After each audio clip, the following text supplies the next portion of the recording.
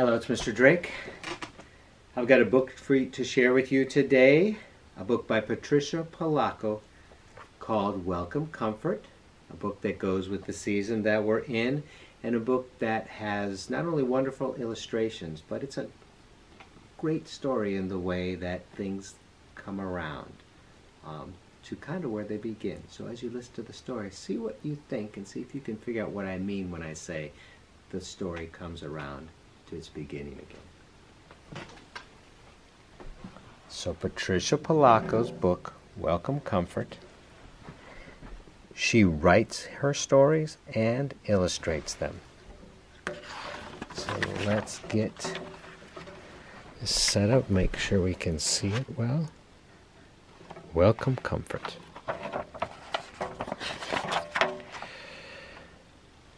Quentin Hamp was a joyous man and a common sight at Union City Elementary School, particularly when something needed doing. You see, he was the school custodian, and he scrubbed, dusted, and polished every inch of that school. But more than that, he pleasured in doing things for children. He helped each of them reach things from tall shelves, bandaged skinned knees, and even made sure that no one missed their bus when school was out. He loved the children and knew each and every one of them by name. One day Mr. Hamp was mopping the floor in the hallway. He heard the laughter of children. Usually he loved to hear their laughter, but something wasn't right this time. "Come and comfort, come on, waddle across the playground," one of the boys jeered. "Yeah, fatso," one of the little girls chimed in. "What kind of a name is Comfort anyway?" They all laughed. When the children saw Mr. Hamp, they ran away. He put his arm around the shoulder of the boy. "I can't help it that I'm fat," the boy cried. "Me either," Mr. Hamp chuckled. "When I was a kid, I was teased too. As I got older, it came in real handy to be substantial." He smiled broadly. "You must be new at school. What's your name?" "Welcome. Welcome Comfort," the boy sputtered. "Now, if that isn't the warmest, most inviting name I've ever heard." Mr. Hamp grinned from ear to ear. "Tell you what, if those kids keep on being mean to you, march right in here. You can help me do my chores." For the first time, Welcome smiled. "I'd like that." As the days passed, Welcome spent more and more time with Mr. Hamp. Sometimes Mr. Hamp took him to have lunch with him and his wife Martha, the school librarian. They lived in a sweet little house right next to the school.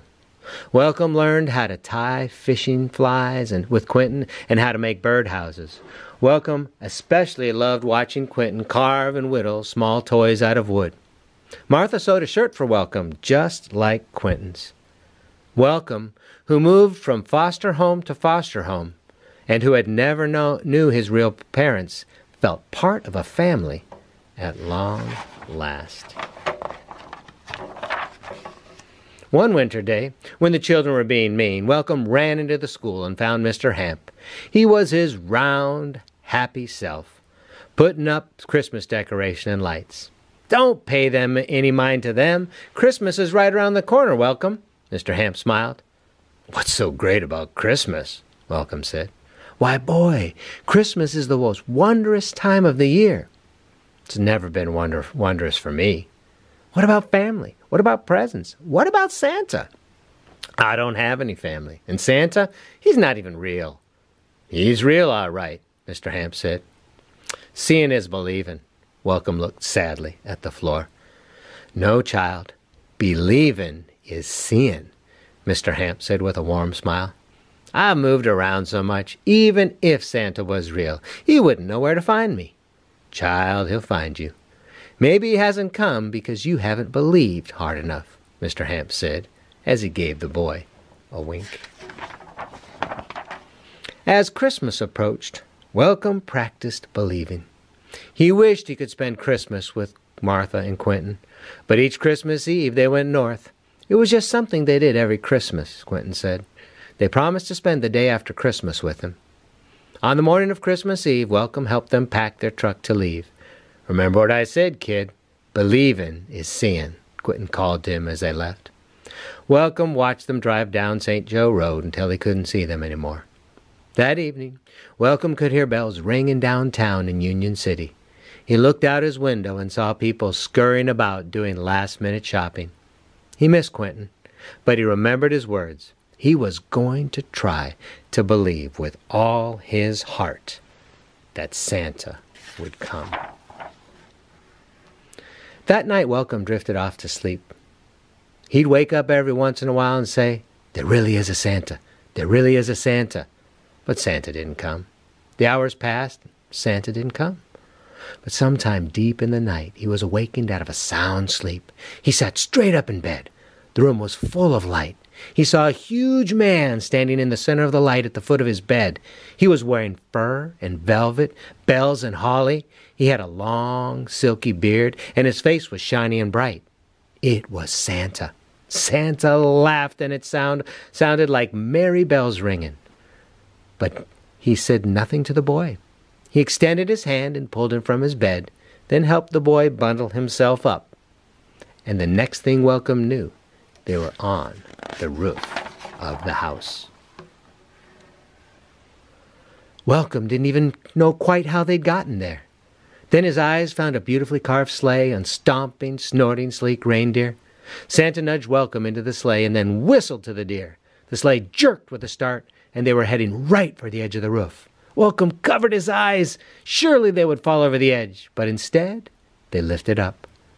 All Welcome could hear was the rushing of the wind past his ears. They climbed and climbed, almost as if the sleigh were an airplane. Soon they were above the clouds, but Welcome could see the lights below. They were leaving Union City.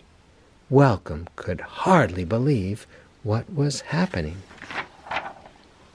That night, they stopped at so many places, delivering trains and dolls and games and boxes of every sort, that Welcome lost count. But somehow time didn't seem to pass the way it usually did. It seemed as if the night was forever. Soon their work was done, and they were making their long flight home. Welcome nestled into Santa's side and looked up at him. Finally, Santa spoke. "I have something for you too, Welcome."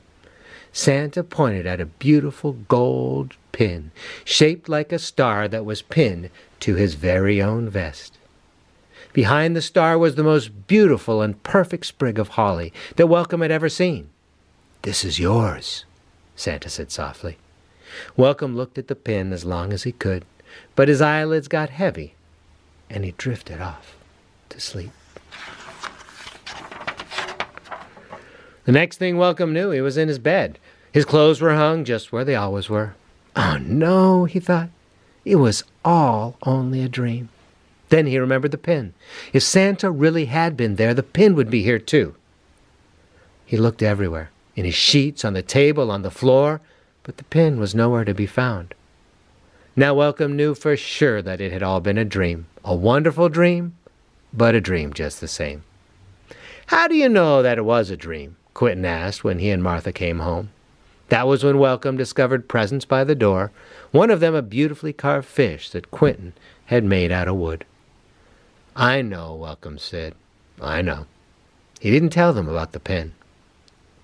As the years passed, Welcome treasured that fish for many reasons.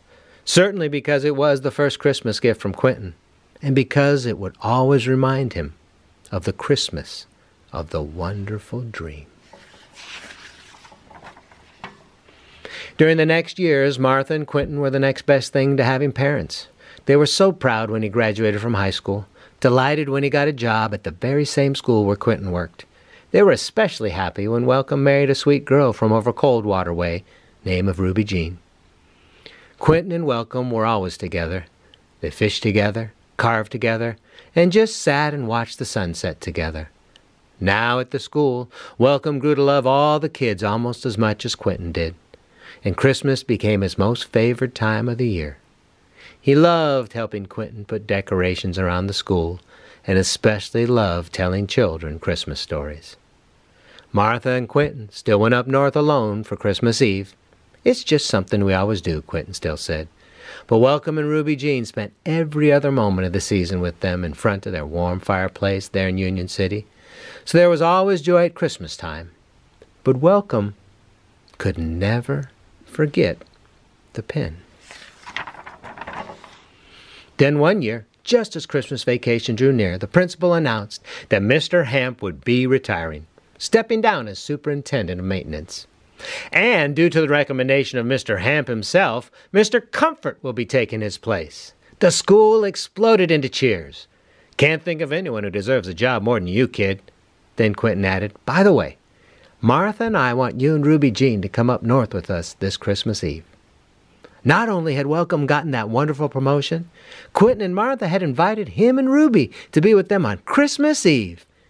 You sure? He asked. We're sure and high time, Quentin said with a wink. On Christmas Eve, after driving for the longest time, they finally arrived at the dearest little cabin just on the edge of a lush forest of pine trees. They all unpacked the truck and made supper together, then nestled in front of a crackling fire. It had started to snow, and the flakes were making patterns on the windows of the cabin. Welcome was thinking, I want for nothing in the world, when Quentin handed him a beautifully wrapped small box. Open it! Open it! Martha called out. Welcome's heart almost stopped in his chest. There in that little box was a beautiful gold pin in the shape of a star, clasped around a perfect sprig of holly. Where did you get this? Welcome asked breathlessly. Just put it on, boy, Quentin said, as he grinned from ear to ear. Well, Welcome pinned it to his shirt, and a tingle started at the tips of his toes, moved up his legs, through his heart, and burst right out the top of his head. Why, it felt as if light was pouring right out of his skin, and he felt himself laughing, a laugh that sounded like brass bells ringing and chiming in a bell tower. Welcome turned to look at himself in the parlor mirror. He couldn't believe what he was seeing. There before his eyes was the same specter that he had seen in his room on that magical Christmas Eve so many years ago. It was Santa. But this time, the Santa was him. Told you I was retiring, Quentin said as tears glistened in his kind eyes. I thought you meant at school, Welcome could barely say. I did, but I meant this too. It's your time now, kid. Welcome walked outside to find reindeer gathering right next to the cabin steps. Martha was bridling the deer, and Ruby Jean was pushing bags of toys and packages up onto the sled. Don't worry, kid. After a few times you'll know this routine like the back of your hand, Quentin said, as Welcome stepped into the sleigh. They all stood and watched as the sleigh rose. Be merry, son, be merry, and Godspeed, Quentin called up. But the sleigh had disappeared into the night sky. All that was left was the sound of snow falling and the distant laughter of children everywhere. Now, Welcome Comfort was a joyous man and a common sight at Union City Elementary School, particularly when something needed doing. He loved all of the children at the school and knew each and every one of them by name. One day, as Mr. Comfort was building new bookcases in the library, he heard the laughter of children. Usually he loved to hear their laughter, but something was different this time. Something wasn't right. Then he saw a group of children gathering around one small little boy.